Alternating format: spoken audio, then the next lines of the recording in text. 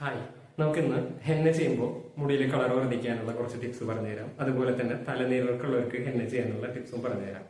3 teaspoon ചായല, 1 teaspoon കാപ്പിപ്പൊടി, 1 teaspoon കരിങ്ങാലിപ്പൊടി ഇവ ചേർത്തിട്ട് വെള്ളം നന്നായിട്ട് തിളപ്പിക്കുക. അത് ഇറക്കി വെച്ച് അരിച്ചെടുത്തതിന് ശേഷം 1 ടീസ്പൂൺ യൂക്കാലി തൈലം, 1 ടീസ്പൂൺ രക്തചന്ദനം, 2 ടീസ്പൂൺ കടുകെണ്ണ ഇവ ചേർക്കുക.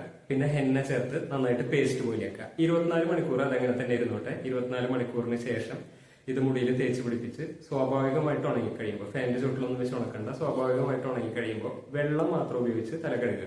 പിന്നീടുള്ള 24 മണിക്കൂർ നേരത്തേക്ക് മുടിയിൽ എണ്ണ, സോപ്പ്, ഷാമ്പു, കണ്ടീഷണർ ഉപയോഗിക്കാതെ വെള്ളം മാത്രം ഉപയോഗിക്കുക. അപ്പൊ അതിന്റെ കളർ ഒന്നും കൂടി വർദ്ധിക്കുന്നതായിട്ട് കാണാം.